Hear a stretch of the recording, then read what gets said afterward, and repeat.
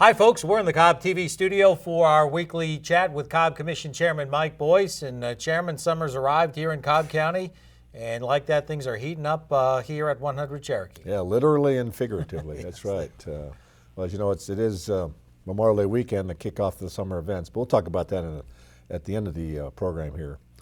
But I would like to talk about a couple other things that have been in the news and social media. One, of course, is the continued effort to address the compensation and benefit issue for our public safety officials. And it's been an interesting journey to where we are. But the bottom line is I just want to reiterate, I really believe that the town halls have served their purpose, and the purpose was that we go out and tell people what our proposals are for the budget for next year and get their feedback, and then if we miss something, they let us know, hey, you missed something, or if we don't like something, they tell we don't like that.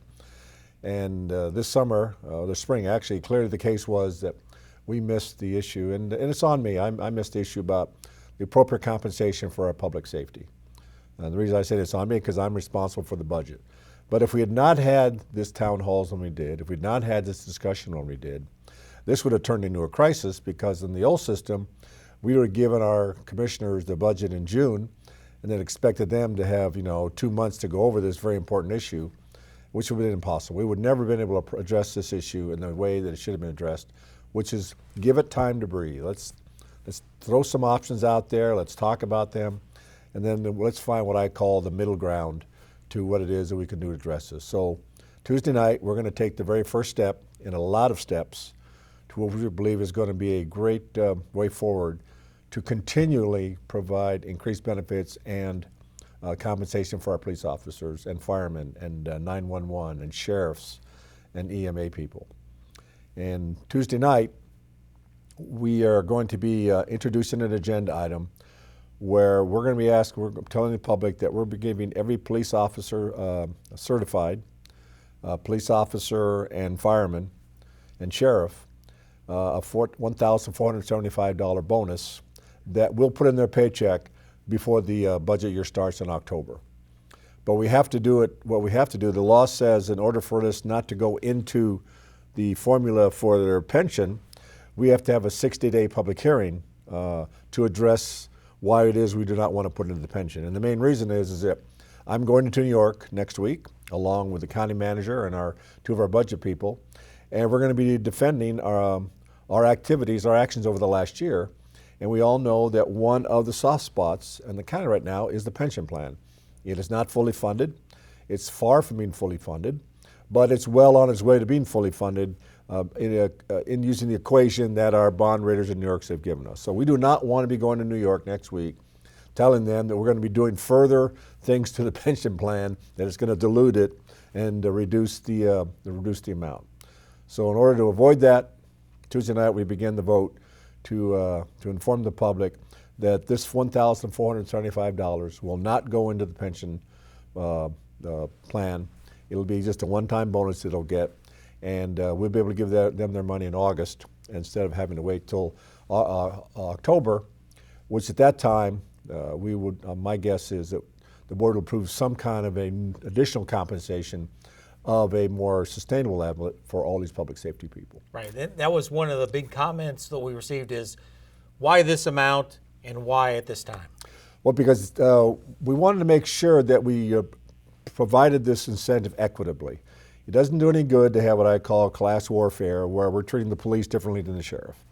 So Chief Register, who as you know is our new Director of Public Safety, had to sit down with Sheriff Warren and sit down, obviously, with the interim police chief, Tim Cox, and Randy Kreider, our fire department, along with Desi Davidson at 911 and Cassie Maslam over at EMA, to make sure that whatever we gave out, all right, everybody would get the same amount. And it just takes time.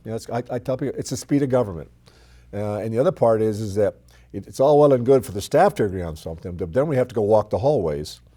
And this month, a lot of our commissioners were scattered all over the world, literally. One of them was overseas with his family. Another one had a death in the family. So it just takes time.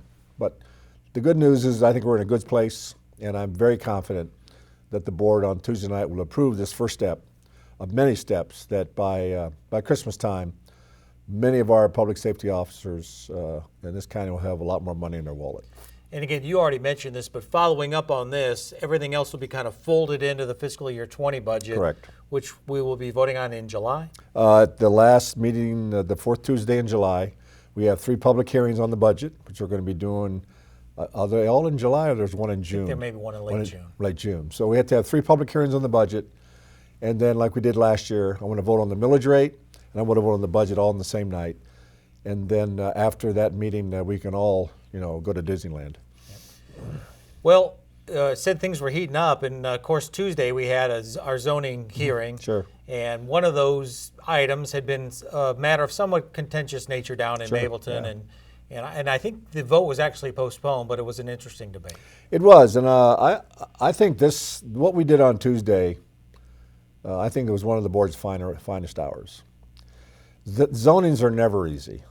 There's a lot of work that goes into them, and I tell people all the time that your commissioners could spend all their time, and I say this as we all know with tongue in cheek that they're part-time, but they could just spend all their part-time efforts just doing zoning.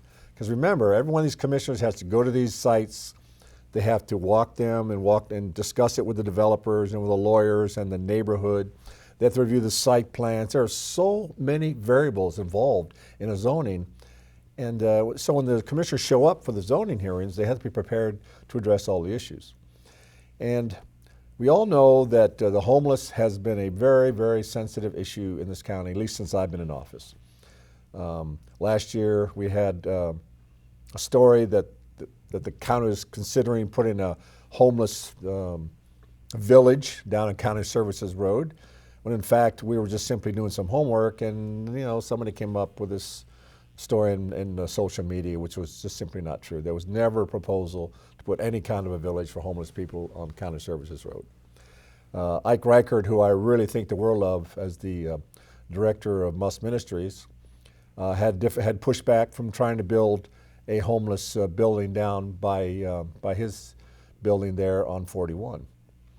So we have a gentleman named Luther Washington who felt called to work a number of programs for what I call the least and the lost.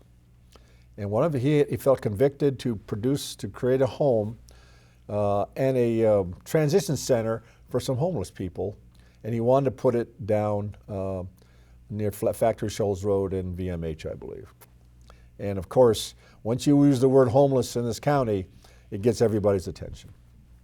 So the proposal that came in, Commissioner Cupid, I think, was right on the mark. Her concern was that the restoration center, the transition center, was going to have too many people for the facility that was there, and it didn't give the neighborhood the time to address it in a way that addressed laid all their concerns, because they have like 5 people that are working this program right now, and they wanted to go to 50 and then ultimately to 70. Well, that's a big jump. And that's hard to process. It's one thing to take care of 5 people. It's something else to have 50 people in this center. So the neighbors many of the neighbors were very strongly opposed to this. But on the other side, we had a number of people who understood the benefit of this program, and they understood we got to start somewhere. And Luther Washington they believed was a program they could support. So we had almost equal number of people and a great number of people on both sides of the equation.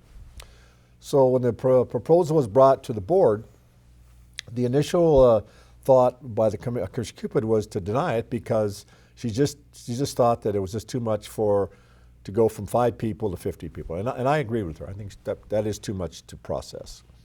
But during her discussion, she brought what I call the seeds of a further discussion, which is maybe there's something else that could be done there, because we all know that we're going to take care of these homeless people one way or another, all right?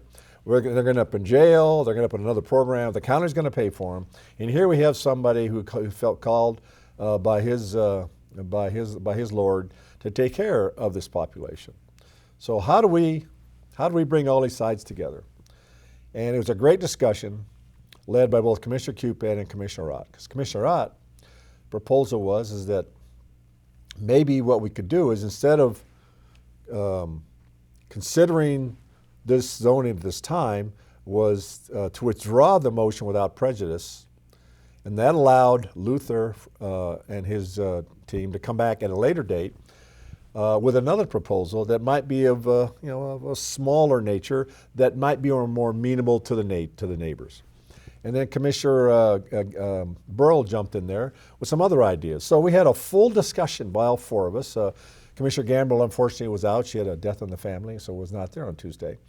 But I just saw this board trying to find a way to take two very different opinions, but yet a lot of them, and try to find middle ground. And I thought what we arrived at was what I call, again, a compromise, the oxygen of democracy, where Commissioner Cupid agreed to withdraw her motion to deny, and to replace that with a motion to withdraw the application without prejudice, and then on the basis of some of the other commissioners' input, not indicate what to come back to the board with, because as Commissioner Ott said, if we were to tell Commissioner or ask Commissioner Cupid to put something specifically into the motion, and the applicant came back later with those exact words, and we voted it down, they would simply say, well, but I just did what you told me to do. So what we have right now is a neutral. We're right back to where we were to begin with, but they're going to be able to bring it back without having to pay the filing fees. So we've given everybody another opportunity to take a look, to see if there's something can be done here, because we heard people that were opposed to this saying we support the program. All right, they want to do something. They appreciate what Luther was doing here, but they just didn't want to have 50 people, dropped into their neighborhood, and I fully understand that. So I think where we are right now is right where we should be. We've given time for both sides to come back together to see what it is they can do, and they're going to go through the whole process again. But having said all that, means everybody gets their voice, and perhaps the new proposal, if there is one, because it's up to the Family Life Restoration Center to decide if they want to do this or not. But again, I just was really impressed by the board. They heard the people, and they wrestled with trying to find a way to make this work, and not trying to put a square peg into a round hole. And I could not be more proud of what I saw on Tuesday. And a reminder, if anybody wants to go back and watch that whole exchange and debate, they can go to our YouTube channel or our website, and it's on there stored so you can watch the zoning hearing from Tuesday to see all that again.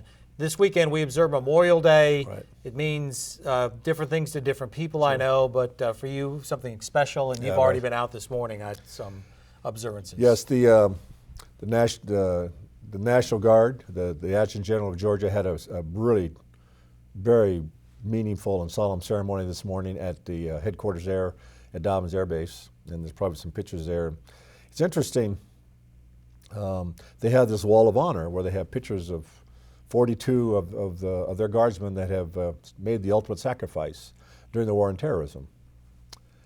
And he said something that I saw when I was in Baghdad in 2007. There used to be this appellation of the Guard of being weekend warriors. Well, let me tell you something.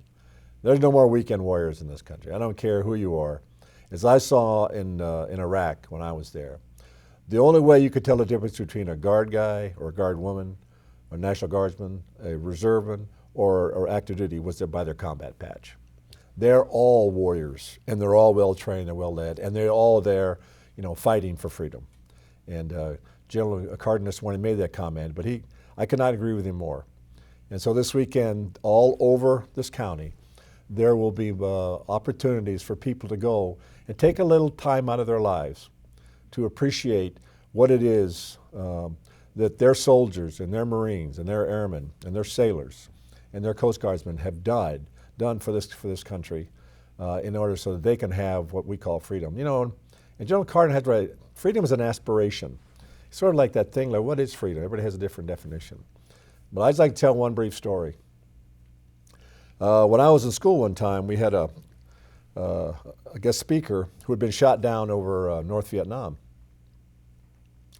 And his name was Colonel Jerry Gravel. I'll never forget this as long as I live. And he tells the story about when he got home, he went into a hamburger place one night, and he left his wife was in the car when he went in to buy the hamburgers. And it took a while. Apparently there were a lot of people in the restaurant or the hamburger place that night. And so it took him about probably 10 or 15 minutes to put his order in and get the order and come back. So he gets back into the car. And this is really a very moving story for me. He gets back into his car, and his wife says to him, I noticed that the whole time you were there, you were just smiling. And he said a line that I'll never forget. He said, yeah, isn't it great? That's freedom. That's freedom. And Jerry's now in heaven, you know, with our Lord. But that story is 45 years old, and it's just as meaningful today as it was when I first heard it that day. And all over the world right now, your sons, your daughters, your fathers, your mothers, and in some cases your grandfathers and your grandmothers, they are serving this country so that you can go out this weekend and enjoy what I call the best place to live in America. And I think that that's worth maybe an hour or two out of your life to go out there and show your appreciation for what they do for you, and to ask nothing more than that you support them. Right, and I'm sure you can go to our calendar, Cobb County, and some other calendars to find out activities and observances near where you live. You bet. Also, busy week coming up next week. We have a work session that is about sanitation, which is near and dear to many people's hearts in Cobb County these days. That's at 1:30 on Tuesday because of the holiday. And then the board meeting that the chairman's been talking about will be that evening. Right. And so we'll have it all live on the Cobb TV networks, and follow our social media, Facebook, YouTube, Twitter, as well as cobbcounty.org to keep on top of everything. And if you happen to miss one of the meetings, we'll have it there for you to be able to replay. And then Wednesday, the county manager and two of the members from the fund, we go to New York to defend our AAA rating. But as I tell you, we're in a much different place this year than we were last year. So I'm very confident about coming back this year once again to continue that almost quarter-century record of AAA ratings. Yeah, it's going to be a much more optimistic trip this year. I'm much more optimistic this year. That's correct. All righty. Well, I appreciate it. And Thank in the you, meantime, Russ. stay tuned to everything else. All right. Have a great weekend. All righty.